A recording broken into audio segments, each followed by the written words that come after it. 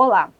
Ele comanda uma das pastas mais desafiantes e complexas de qualquer gestão. Esteve à frente da pandemia, que foi uma das situações que desafiaram todos os gestores Brasil afora, mundo afora. Eu converso hoje com o secretário municipal de Várzea Grande, Gonçalo de Barros, sobre o atual cenário desta área em Várzea Grande, nossa vizinha Várzea Grande, que é tão importante e complexa. Seja bem-vindo, secretário. Bom dia, agradeço pelo convite e satisfação estar aqui com vocês. Secretário, a gente está encerrando 2024, encerrando não, né? Estamos começando 2024, mas 2024 marca o encerramento do primeiro mandato do prefeito Calil. Quando o senhor olha para trás, o que o senhor pode nos dizer aí que foram as principais vitórias na área do que o senhor está e os desafios que ainda estão por vir? Então, esses 3 anos que já se passaram, né, desafiadores, sobretudo nessa questão, porque pegamos ali em 2021 aquela segunda onda da Covid que devastou o mundo, né? E foi muito difícil, não foi fácil controlar isso, acompanhar, trabalhar, presenciar a luta dos trabalhadores da saúde, dos profissionais da saúde, nesse embate. É só mesmo quem esteve bem próximo para se ter uma ideia do que aconteceu. Mas, graças a Deus, a gente tirou força, sabe-se lá de onde, e conseguimos atravessar isso, e com números satisfatórios, apesar de que morreram muitas pessoas, é doído, toda a família tem alguma perda aqui ou ali, mas esse combate a essa Covid, essa terrível doença, nós acreditamos que o mundo, né, como um todo, hoje saiu vencedor, graças a Deus. E as conquistas posterior a isso. Tínhamos um planejamento estratégico, inicial, que seria estruturar primeiro a atenção primária, a secundária, para depois chegar na terciária. A atenção primária nós temos aí, onde você atende os primeiros, as classificações verde e azul, que são pequenos casos que precisam ser resolvidos nas unidades básicas. E deixando a secundária, as UPAs, para as emergências, urgência, emergência, e a terciária, que nós temos o pronto-socorro e a nossa maternidade, que aí sim já que seria poupada. E essa Covid atrasou um pouquinho o nosso planejamento, tivemos que inverter e começar na terciária, sentido contrário. Isso dificultou um pouco. E como que está essa questão da primária, né? Vocês têm um planejamento aí de chegar a 139, né, equipes de saúde, que a gente sabe que é essa parte que faz a prevenção, que faz esse primeiro atendimento, esses casos mais simples. Como que está e vai conseguir chegar nessa meta de 139? Então, nós estamos, graças a Deus, a gente conseguiu, findando ali, já findando 2022, meado de 2022, para cá a gente desenvolveu voltou a atenção para a primária, com capacitação, treinamentos, e aí nós fomos para Brasília, montamos um projeto, graças a Deus o Ministério da Saúde acatou isso aí, buscou Várzea Grande como se fosse um piloto, isso até como um prêmio por tudo que foi feito durante essa pandemia, e onde, quando assumimos, o prefeito Calil assumiu, existiam 22 equipes de saúde da família. É bom saber assim, o que é a equipe de saúde da família. Cada equipe dessa é composta por 10 servidores, aproximadamente 10, 11 servidores, onde nós temos ali médico, técnico de enfermagem, enfermeiro, agente comunitário, e por aí afora. Cada equipe é composta por 10. Nós tínhamos 22 no município. Passamos para 46 em 2022. Hoje, nós conseguimos, já chegamos a 127 equipes implantadas. A partir de janeiro agora, nós chegamos a 127 equipes. Isso é um ganho social, um ganho histórico na atenção primária, e porque o projeto, nós vamos chegar a 139 até abril. E aí sim, nós estaríamos, as equipes que existiam, nós atendíamos cerca de 8.500 pessoas por equipe, enquanto que a média aceitável não pode ser mais do que 2.500.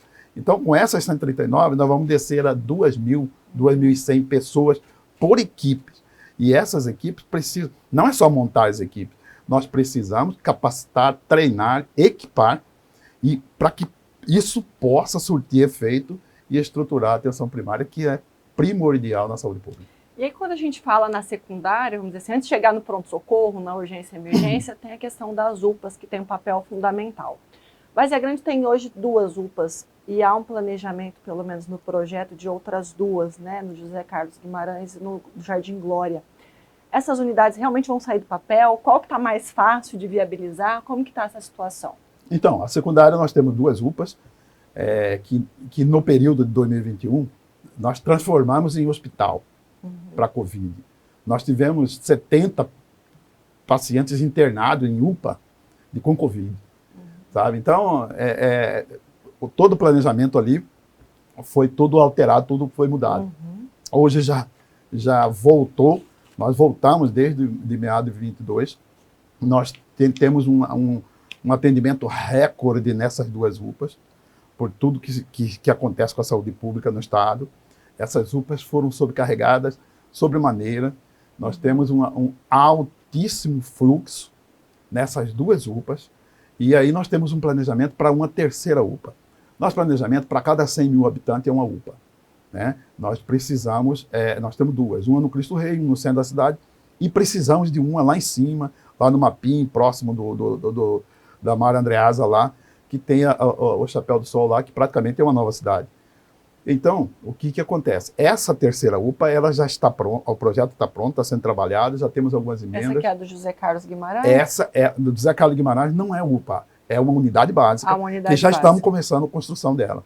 Já estamos licitando, já temos recurso alocado, tudo, tem projeto, tem tudo, já estamos licitando. Essa UPA, então, fica onde? A UPA, ela fica ali próximo da Maria Andreasa, sabe? Nós temos um terreno ali e está sendo estudado para ver se a gente, agora em 2024, starta essa obra, porque ela só está dependendo da aprovação do Ministério da Saúde. E aí, para cada 100.000 habitantes, teríamos uma UPA, sabe? Com capacidade para atendimento em rede secundária, que é o projeto, e se Deus quiser, o prefeito está focado nisso, e ele não abre mão de implantar essa terceira UPA. Então, por hora, aquela 4ª UPA aguarda, não há necessidade, vamos dizer assim, por conta do tamanho da cidade. A 4ª UPA, por hora, ela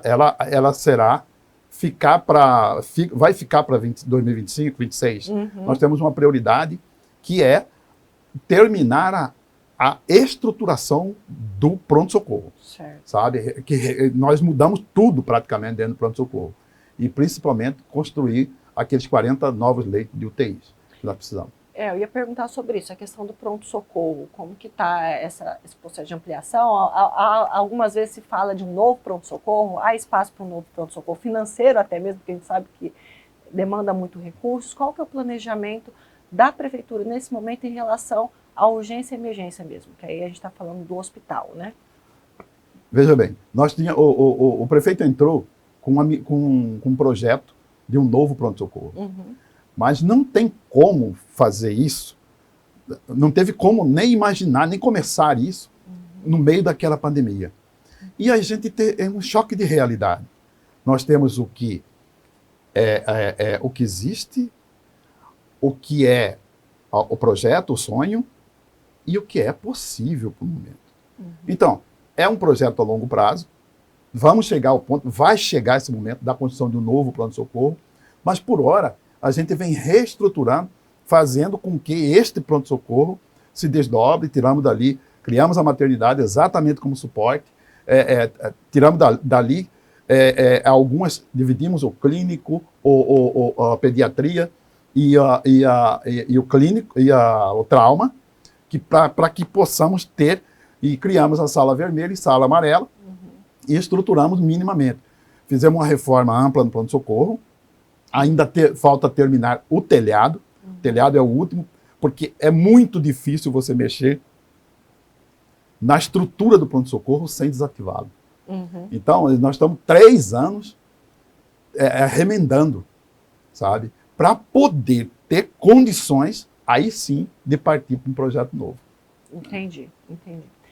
Secretário, o senhor que viveu essa pandemia aí tão intensamente, a gente sabe que uma das situações que afligem os gestores hoje, nesse período pós-pandêmico, é a questão da vacinação. Como que está a vacinação no município de Várzea Grande? Ainda há uma baixa procura e isso está refletindo aí numa preocupação com o retorno de doenças como sarampo, paralisia infantil, entre outras. Porque a gente sabe que houve um debate muito acirrado, polarizado sobre a questão de vacinação e que isso está aí reverberando Brasil afora. Essa questão, ela é muito importante. Veja bem, olha, nós tínhamos uma cultura vacinal, o país tinha uma cultura vacinal das mais altas do mundo, sabe? Eu acho que isso até, tudo que a ciência conquistou, tudo que avançou, eu cito sempre como exemplo a paralisia infantil, sarampo, né? Que elas foram controladas e erradicadas pela ciência. Então, como que a gente vai discutir a ciência? Como é que a gente vai discutir a ciência em mesa de bar, roda política, mesa política? Não tem como. E banalizaram essa questão. Essa questão da Covid, ela foi tão séria, tão agressiva com a população. Ela, por si só, o vírus foi trágico esse momento, mas também o comportamento político desse momento, onde, sabe, se discutiu tudo e onde o povo ficou sem saber quem estava falando a verdade, em quem confiar. Quem tomar a vacina vai virar jacaré. Pelo amor de Deus. Né? Sabe, essas coisas, então, dividiram o país ao meio e nós chegamos ao absurdo de descer a cobertura vacinal da paralisia infantil, por exemplo, abaixo de 50%. Olha o risco, o tamanho disso, o prejuízo. Agora, o que precisa ser feito? Uma campanha, uma busca ativa, uma campanha nacional e deixar a ciência falar. Deixar quem realmente pode falar sobre o assunto. Aí sim, para buscar retomar o caminho, trazer a confiança da população, para que a população volte a confiar, e aí sim, para voltar a caminhar em termos de regularidade nessa questão da cobertura vacinal. E na questão da vacina da Covid, como que está, secretário? Está se perdendo muita vacina porque as pessoas não estão procurando? Como que está esse cenário? Porque passada aquela onda de mortes, a gente sabe que o brasileiro também deixou isso de lado, até por conta de todo esse debate político em torno da vacina. Lá no começo de 2021, nós começamos a vacinação da Covid. E ali, a população corria atrás da vacina, desesperadamente, como meio de salvação, sabe? E hoje um cenário de tão pouco tempo para cá, de tanta dor que ficou, e a gente vê que nós somos um povo imediatista, porque já se passou, parece que não existiu. Né? E hoje o poder público tem que correr atrás da população. Olha, você precisa da quarta dose, essa Covid está circulando. E a Covid não cansou de matar. A Covid foi controlada pela vacina. Aí tem prova de todas as maneiras que precisar. Né? Então, isso tudo é uma situação em que nós precisamos cada vez mais chegar, pessoal, a busca ativa, levar isso para dentro das escolas, com cartilhas para que as crianças, deixando a ciência falar, para que as crianças cheguem dentro de casa para os seus pais e que eles possam ter a oportunidade de ler o que realmente quem pode falar sobre a ciência, sobre a vacina, para saber os riscos que estão correndo com seus filhos, com ele próprio, desnecessariamente, porque a ciência já caminhou muito e produziu essa arma contra todas essas letalidades. Certo. Secretário, falando um pouquinho da parte mais administrativa da secretaria, há um pleito aí dos motoristas de ambulâncias de uma evolução salarial, eles ameaçam paralisações, a gente sabe que são importantes nesse momento aí, né, de levar os pacientes, enfim. Que pé que está isso? Chegou num consenso? Ainda está na fase de estudo? Como que está essa negociação? Essa negociação ela se arrasta, né? Ela é uma longa história. O poder público, você nem sempre faz aquilo que você tem vontade. Nós somos pautados e limitados pela legislação. Não tem como ser diferente. Temos essa dificuldade, sim. Os motoristas efetivos, são 46 motoristas da Secretaria de Saúde da Várzea Grande. Esse concurso deles vem de 2018, outros são bem antigos, a maior parte de 2018. E onde, ao inicial, a tabela 1 deles, realmente nós reconhecemos que é baixo. Mas a estruturação, são 10 mil servidores efetivos. Para mexer na tabela desses 46, você mexe em 10 mil. Você quebra o município por 100 anos, se precisar.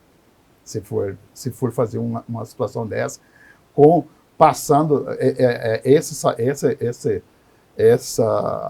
essa inicial somente para os 46, obviamente, os outros vão arguir, e você precisa respeitar o princípio da isonomia. A menos que o sindicato, as categorias, falam, olha, esse caso é excepcional, o Ministério Público atestar tudo, beleza, isso é compatível e está dentro. E foi feita, a última negociação foi na sexta-feira, onde colocamos convocar o sindicato, e o sindicato, juntamente com o Ministério Público, vamos colocar a excepcionalidade do caso dos motoristas do SUS, sabe? Porque o gestor ele tem que ter a responsabilidade, ele tem que, essa questão da responsabilidade fiscal, da probidade administrativa, ele não pode, de maneira nenhuma, correr o risco de acabar com toda a questão orçamentária, todo o planejamento, por conta de uma ação mal trabalhada. Os motoristas merecem e muito essa valorização, trabalham para isso. Lá atrás, começo de 2022, naquela negociação, nós ajustamos através de bonificação, criamos a produção resolutiva extraordinária, que é o nosso BIP, bônus de indenização por produção extraordinária. Então, o que acontece? E nisso, os motoristas, a produção deles é X. O que é produzido daqui para frente, é possível chegar até mais R$500 desse bônus, e incorporando lá na tabela 1. Para isso, precisa mudar a lei. E essa lei, a gente esbarra nessa situação legal. Certo. Mudando a chave, secretário, agora para falar um pouquinho de política, o senhor é do MDB há muito tempo, não está no MDB há muito tempo. E o prefeito Calil, né, também está encerrando o mandato. O senhor defende que ele dispute a reeleição? Olha, a questão política, eu estou há 3 anos, né, à frente dessa pasta aí, e não tem sobrado muito tempo para falar ou fazer qualquer tipo de política. O que está acontecendo é a gente está focado, e o próprio Calil, ele disse, vou falar de eleição somente em 2024. Já estamos em 2024, essa desculpa acabou, precisa falar, né? Então, e aí, olha, eu vou dizer uma coisa, tudo que já se passou, o Calil, ele fez alguns, desenvolveu mesmo com essa dificuldade. Hoje, como por exemplo, ele colocou 2 estações de tratamento de água na Várzea Grande que já estão funcionando, uma no Cristo Rei e outra lá no Chapéu do Sol, onde ele tinha 750 litros de água por segundo, a partir agora do começo desse ano já tem mais 550 litros, ele quase dobra a capacidade de tratamento, um avanço muito grande nesse trauma que é essa questão da distribuição de água tratada na Várzea Grande. E por aí, como muitos outros, asfaltou vários bairros, muitas ações sociais, projetos importantíssimos, o passe livre para estudante é uma conquista, uma maternidade que já nasceram quase 4 mil crianças, inaugurada em 15 de maio de 2021, né? É um xodó, né? Onde não se imaginava. Hoje são quase 4 mil crianças genuinamente varzagrandenses. E agora, essa maternidade, por exemplo, as primeiras 20 crianças que a gente fez o filtro, 10 são famílias da Várzea Grande, mas 10 não foram da Várzea Grande. 6 são de Cuiabá, aí tem Nobres, Brasnorte, Santo Antônio, outros municípios, que vieram nascer aí. São conquistas. E eu acho que isso credencia o Calil a pleitear, com toda a razão, toda a garantia, um segundo mandato. Mas isso é discricionário dele, e eu não posso aqui colocar, né, essa definição, mas eu acredito que reeleição, a população se comporta como um plebiscito. Se está bom, vamos continuar. Se está ruim, vamos parar. É uma oportunidade que a população tem. Para complementar esse meu raciocínio, eu sou contra a reeleição. Não do Calil especificamente. Eu acho Instituto da reeleição. Eu acho que o mandato precisaria de uma reforma política ampla, onde se transformaria o mandato em 5 ou 6 anos, sem reeleição, sabe? 6 anos com um plebiscito de 3 anos. 3 anos faria um plebiscito. E aí sim, para ter segurança, sabe? O processo da reeleição ele é desproporcional, é completamente desproporcional. Então a gente pensa dessa maneira, mas isso tudo é muito polêmico, né? Tem muita coisa para... Eu estava fugindo um pouquinho do tema político, mas como filiado antigo, conhece muito aí de Várzea Grande, enfim, das políticas e das autoridades, se fala também na possibilidade do filho do Jaime Campos ser o vice do Calil, do Dudu Campos. O senhor entende que pode ser um bom casamento? Que perfil que o senhor acha que aí, no caso de uma disputa, que deveria ser o vice ou a vice do Calil? Olha, essa parceria, esse pacto que foi feito por Várzea Grande,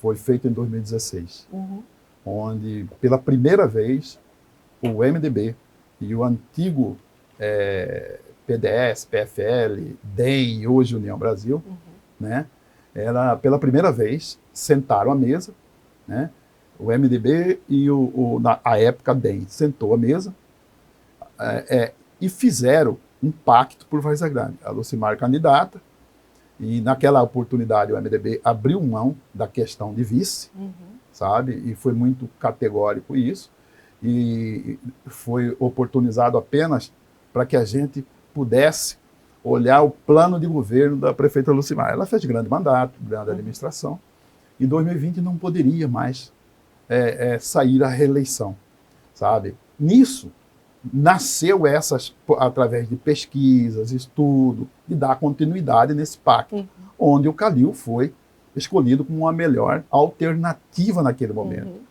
Todas as pesquisas mostraram isso. E o União Brasil indicou o vice.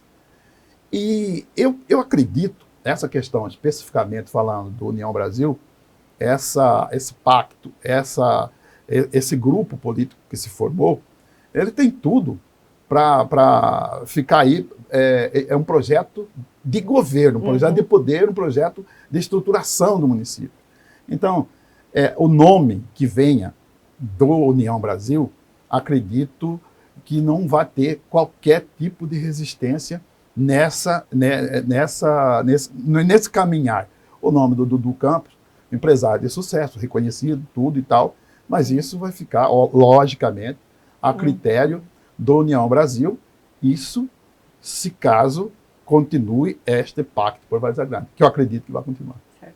O senhor, como militante histórico do MDB, muito se fala da sucessão do Bezerra, né, que agora continua à frente do MDB. O senhor acredita, o senhor defende que na próxima momento de troca haja uma oxigenação, ou o Bezerra ainda tem muito a contribuir? Olha, eu filiei no MDB, era bem novo, né? E foi a primeira e única filiação política que eu fiz, filiação partidária.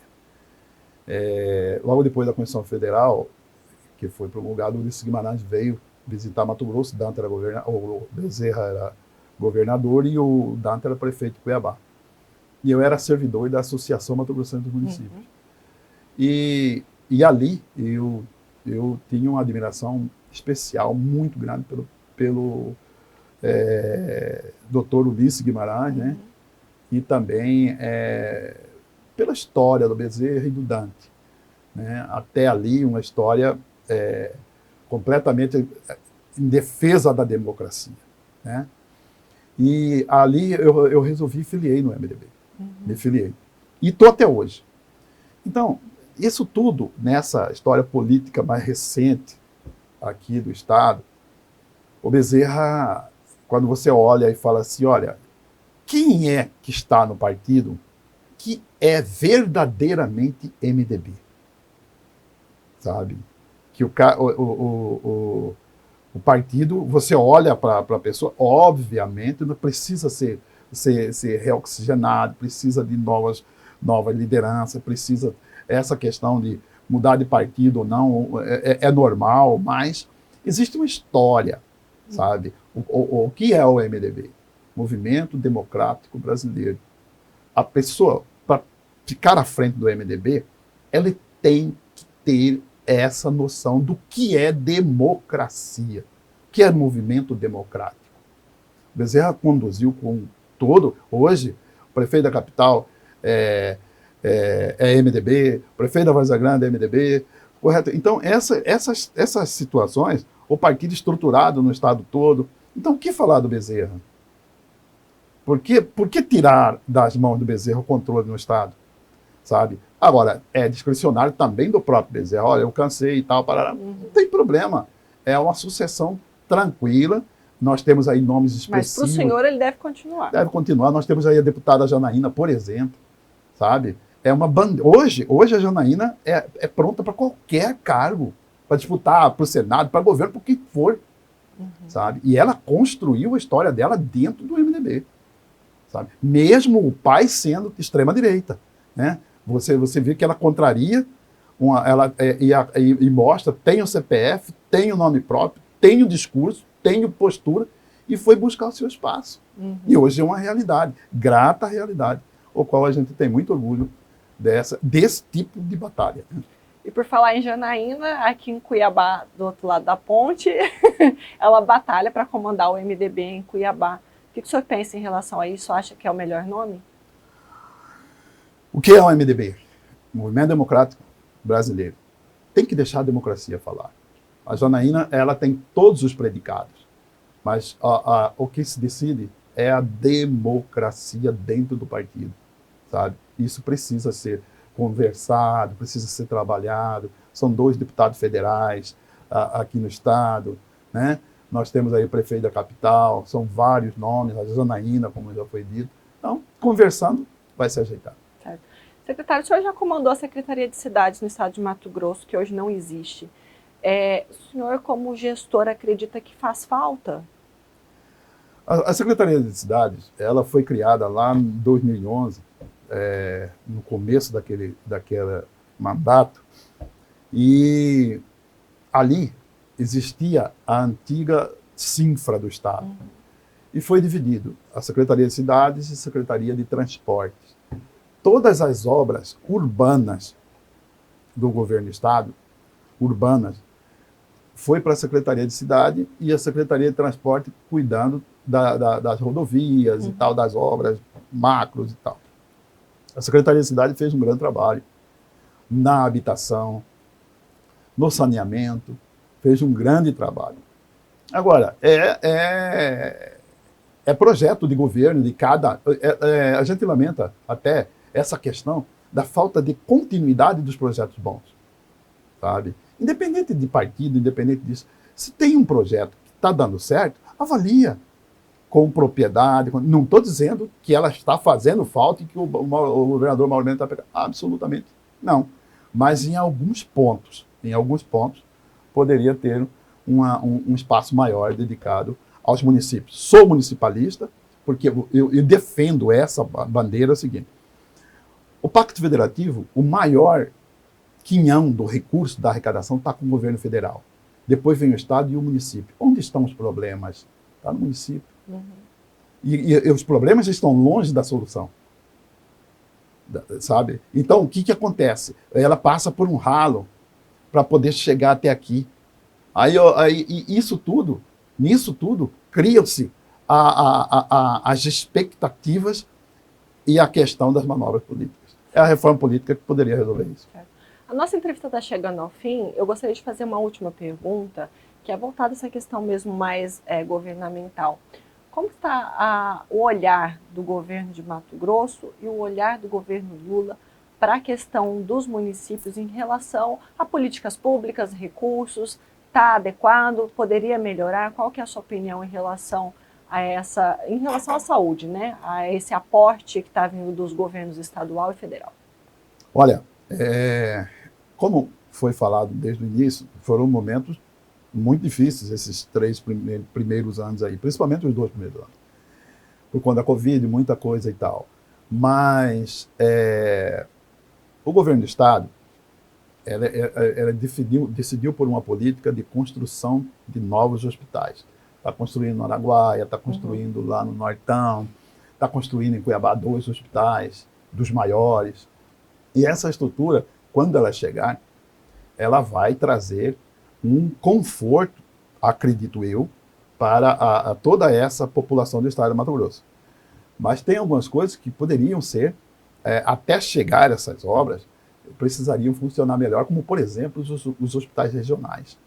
Sabe? Os hospitais regionais, hoje, quando eu disse, nós temos a maternidade aqui na Várzea Grande, de 20 crianças nascidas, 10 não são da Várzea Grande, sabe?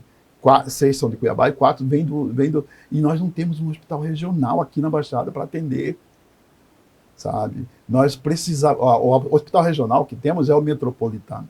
Só que o Metropolitano, ele está reservado para o Estado para cirurgia bariátricas e algumas de ortopedia.